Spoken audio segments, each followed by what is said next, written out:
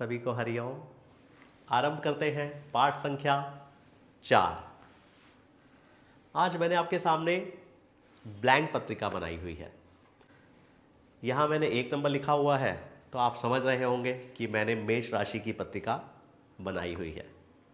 मगर मैं बताना आपको कुछ और चाहता हूँ, क्योंकि धीरे धीरे हम स्टेप बाय स्टेप आगे बढ़ रहे हैं। पिछले पाठ में हमने 3 प्रकृतियों को जाना था: चर, स्थिर और द्विस्वभाव। 1, 4, 7, 10 आपको दिख रहा होगा। 1, 4, 7, 10 इसे हम चर कह सकते हैं। मगर आज कुछ और आगे बढ़ना है। ये चर प्रकृति की राशि तो है ही है, मगर इन 1, 4, 7, 10 को हम केंद्र कहते हैं। ये हमारे लिए जानना बहुत इंपॉर्टेंट है, क्योंकि प्रिडिक्शन करते समय हमें सबसे इंपॉर्टेंट रोल इन्हीं का होगा। तो मैं अब इसको भी चर कह सकता हूँ, 4 नंबर को, 7 नंबर को भी चर कह सकता हूँ और 10 नंबर को भी चर कह सकता हूँ। 1, 4, 7, 10 को हम केंद्र कहते हैं। केंद्र के स्वामी आपस में मित्र होते हैं, मगर ये अपनी शुभता कायम करने में कभी कभी असफल हो जाते हैं। इन चारों खाने में अगर आप देखेंगे कि स्क्वायर की लाइन दिख रही है, उसके बीच में ही ये चारों भाव आ रहे हैं, जिसे हम केंद्र कहते हैं।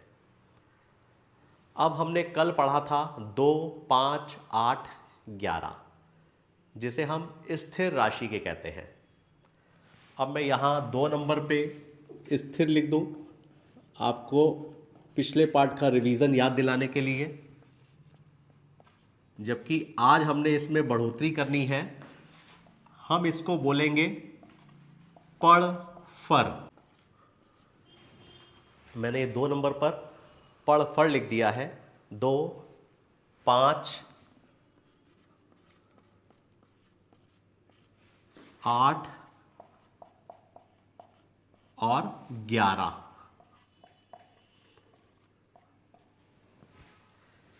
ठीक है, हमें चर भी पता चल गया, हमें केंद्र भी पता चल गया, हमें पड़फर भी पता चल गया, हमें स्थिर भी पता चल गया।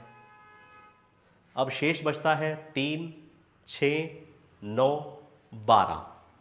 आप सब जानते हैं पिछले पार्ट में हमने इसको द्विस्वभाव कहा था, मगर द्विस्वभाव के साथ साथ हम इसे अपोकिलम भी कहते हैं।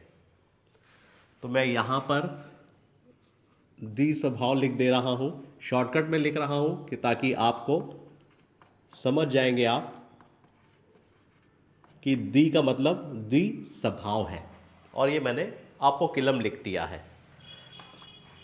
अब मैं आपको ये क्यों जानकारी दे रहा हूँ, क्योंकि जब हम अपने शास्त्रों के अनुसार फलित करना या किसी चीज़ों को समझना आरंभ करेंगे, तो वहाँ पर आपको लैंग्वेज में लिखा मिलेगा अपोकिलम, पड़फर, केंद्र।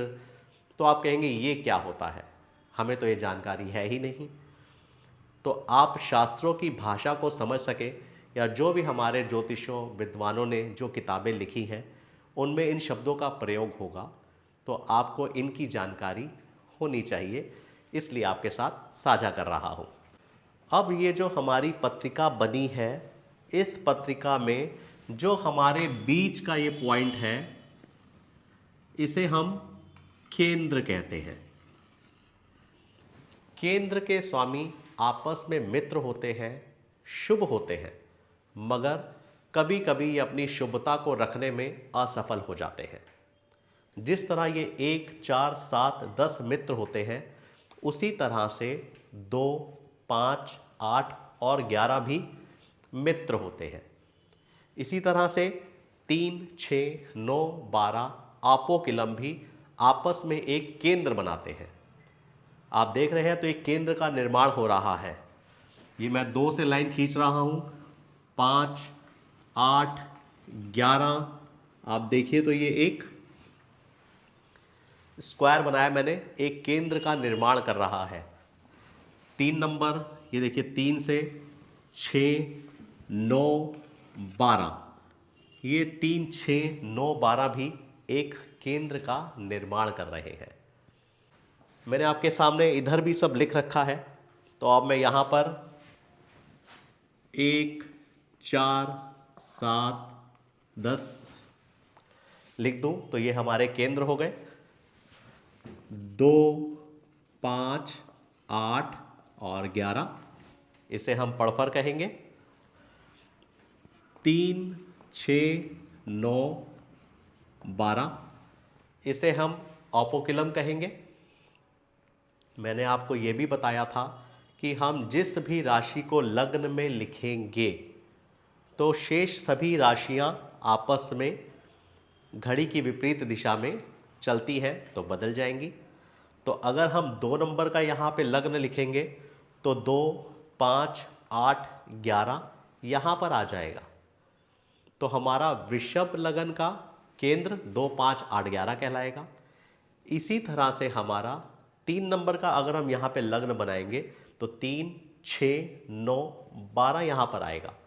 तो हमारा 3, 6, 9, 12 का एक केंद्र का निर्माण हो जाएगा जिसे हम अपोकिलम कहते हैं।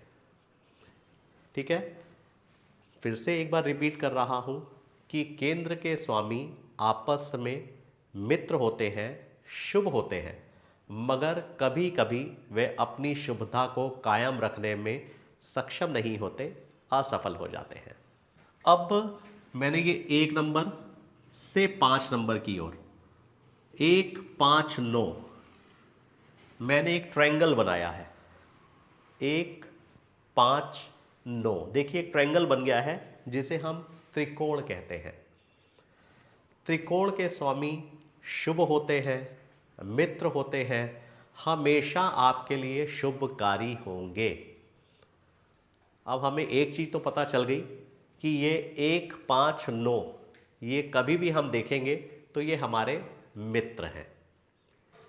आप किसी भी घर में लग्न बना के देखेंगे, अगर हम 2 नंबर का लग्न बनाएंगे तो 2, 6, 10 त्रिकोण बनेगा। अगर हम 3 नंबर का लग्न बनाएंगे तो 3, 7, 11 त्रिकोण बनेगा।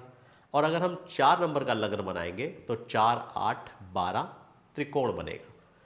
तो किसी भी घर की किसी भी भाव में हम कोई भी राशि का निर्माण करें, उसमें जो त्रिकोण होगा, जो ट्रायंगल बनेगा, वो हमेशा आपस में मित्र होंगे। तो अब मैंने त्रिकोण पे 1, 5, 9,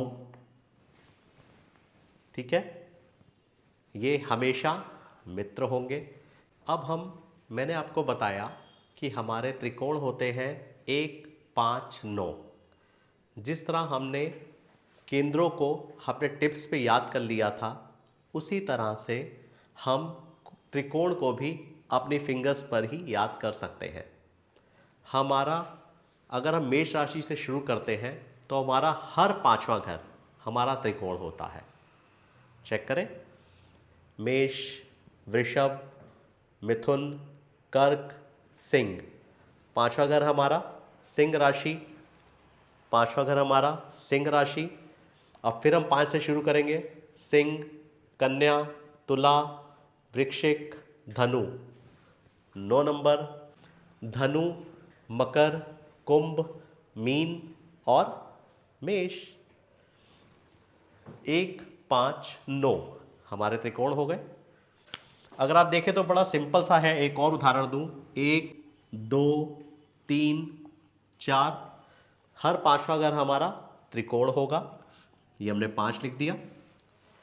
5, 6, 7, 8, हर 5वां घर हमारा त्रिकोण होगा। 9, 10, 11 और ये 12 आपके सामने त्रिकोण आ गए। 1, 5, 9 त्रिकोण, 2, 6, 10, 3, 7, 11, 4, 8, 12।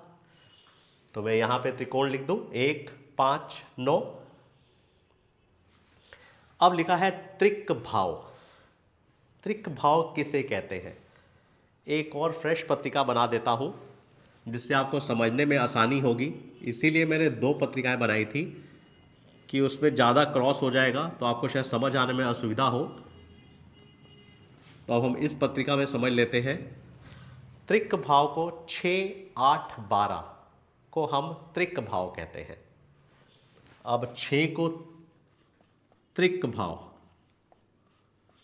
अगर आप शास्त्रों में पढ़ेंगे तो आपको दिखाई देगा कि त्रिक भाव को दुख स्थान कहा जाता है, मतलब कि बुरे स्थान, हमारा अशुभ करने वाले स्थान। 6 नंबर, 8 नंबर और 12 नंबर, इन्हें हम त्रिक भाव कहते हैं। मगर मैं आपके साथ अगर अपना एक्सपीरियंस शेयर करूं तो आप इसे अशुभ स्थान कहिए। 6 नंबर घर को अगर हम अशुभ स्थान कहें तो बेहतर होगा, और 8 नंबर और 12 नंबर को हम दुख स्थान कहें तो बेहतर होगा। मैंने कई कुंडलियों पर विश्लेषण किया है, जिससे मैंने सीखा है कि ये 8 नंबर और 12 नंबर जो स्थान है ये हमारे दुख स्थान होते हैं, और 6 नंबर को हम अशुभ कहें तो ज़्यादा बेहतर होगा। ये आपको किताबों में नहीं मिलेगा, ये मेरा अपना खुद का मानना है। अगर आपको ठीक लगे तो मानिएगा, नहीं तो किताबों में आपको ये तीनों स्थानों को हम दुख स्थान कहते हैं, जिसे हम त्रिक भाव कहते हैं। 6, 8, 12 हमारे त्रिक भाव। अब लिखा है त्रिशडाए। त्रिशडाए 3, 6, 11। त्रिशडाए 3 नंबर। देखिए फिर से 6 नंबर पे आ गए, यहां पर भी त्रिशडाए और 11 नंबर भी त्रिशडाए। अब देखिए 6 नंबर घर हमारा 2 बार आ रहा है, एक बार त्रिक भाव में आया और एक बार त्रिशडाए में आया। इसीलिए मेरा आपसे कहना था कि अगर हम इसे अशुभ स्थान कहें तो ज़्यादा बेहतर होगा। फिर भी जैसा आपको उचित लगे आप वो माने। अब त्रिशडाए 3, 6, 11 इन स्थानों को भी हम बहुत शुभ नहीं कहते। इनको 6, 8, 12 के कंपैरिजन से कम दुख स्थान है, मगर फिर भी ये अशुभ स्थान ही कहे जाते हैं।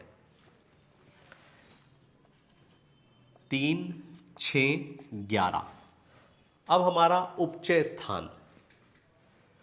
उपचय स्थान हमारे 2 राशियां होती हैं, एक बुध देव जी की 3 नंबर और 6 नंबर, और शनिदेव जी की 2 राशियां होती हैं, एक 10 नंबर और एक 11 नंबर।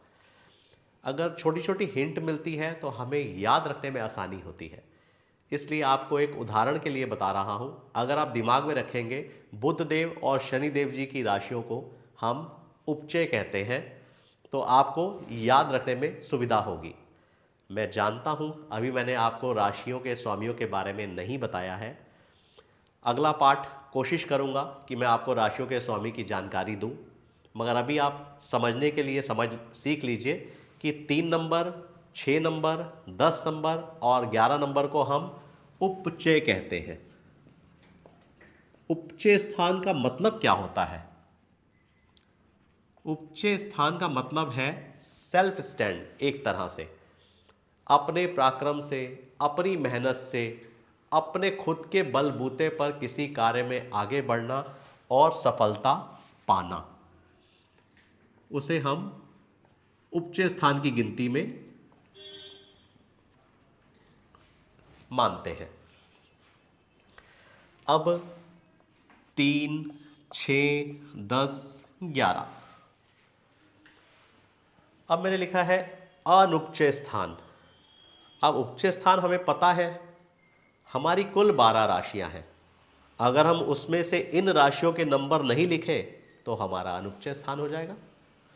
जैसे 1, 2, 3 लिखा हुआ है तो हम 3 नहीं लिखेंगे। 4, 5, 6 लिखा हुआ है तो हम 6 नहीं लिखेंगे। 7, 8, 9, हमारा 10 लिखा हुआ है इसलिए हम नहीं लिखेंगे, हमारा 11 लिखा हुआ है इसलिए हम नहीं लिखेंगे, और ये हमारा 12। इन्हें हम अनुपचय स्थान कहते हैं। उपचय स्थान और उपचय स्थान को याद करने में आपको थोड़ी सी सुविधा होगी, इसलिए मैंने आपको थोड़ा एग्जाम्पल में समझाया। अब हमारा अगला लिखा है मारक हाउस, मतलब कि मारक भाव। हमारे 2 नंबर और 7 नंबर को मारक हाउस कहा गया है। मारक हाउस को क्यों कहा जाता है ये मैं आपको आगे पाठ में बताऊंगा। इसके लिए एक नियम होता है, अष्टम से अष्टम और अष्टम से द्वादश। इस नियम के लिए भी मैं एक वीडियो बनाऊंगा जिसमें आपको इसको अच्छे से समझाऊंगा कि अष्टम से अष्टम और अष्टम से द्वादश क्या होता है। अभी आप जानकारी के लिए इतना समझ लीजिए कि हम दूसरे स्थान को और 7वें स्थान को मारक स्थान कहते हैं, जो हमारी मृत्यु के लिए कारण होता है। तो 2 नंबर और 7 नंबर मारक स्थान। अब लास्ट लिखा है मैंने आयु भाव। आयु भाव के लिए हमारा 3 नंबर और 8 नंबर। 8 नंबर को मैंने आपसे कहा था इसे दुख स्थान मानिए, क्योंकि 8 नंबर से हम अपनी मृत्यु का विचार करते हैं। अब अगर मृत्यु का विचार करेंगे तो ये दुख स्थान ही कहा जाएगा, इसलिए 8 नंबर आयु भाव, यहां से हम अपनी आयु देखते हैं, और 3 नंबर से हम मृत्यु का प्रकार देखते हैं।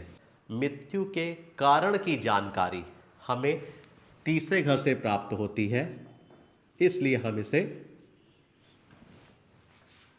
मृत्यु स्थान कहते हैं। अब अगर आप देखें, अभी मैंने आपको बताया था एक नियम है अष्टम से अष्टम। तो अगर यहां मैं देखूं, ये लिखा है मैंने आयु को, अगर इसको आप 1 नंबर मान लीजिए तो 1, 2, 3, 4, 5, 6, 7, 8, ये 8वां स्थान हो गया।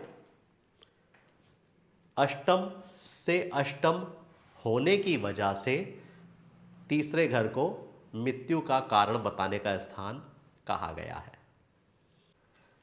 आज मैंने जो आपको ये जानकारी दी है, इस जानकारी को मैं अभी आपके साथ आगे भी थोड़ा बहुत साझा करता रहूँगा। मैं समझ सकता हूँ कि इन चीज़ों को याद करने में या समझने में थोड़ा समय लगेगा, तो आप बिल्कुल भी निराश ना हो। मैं अपने शब्दों में इनको इतनी बार दोहराता रहूँगा कि आपको बात करते करते जुबान पर आ जाएंगे और याद रहेंगे। आप थोड़ा सा इस पे प्रयास कीजिएगा। जहाँ आपको समझ ना आ पा रहा हो मुझे कमेंट्स में लिखिएगा, मैं उसे और अच्छे से एक्सप्लेन करने का प्रयास करूँगा। और अभी इस पे एक आध वीडियो मैं आपको और दूंगा, जिससे कि आपको कोई कमी बेसी रह गई हो तो वह पूरी हो जाए और आपको ये अच्छे से समझ आ जाए। तो आज के लिए इतना ही। कल फिर मिलेंगे पाठ संख्या 5 के साथ। आप सभी को हरि ओम।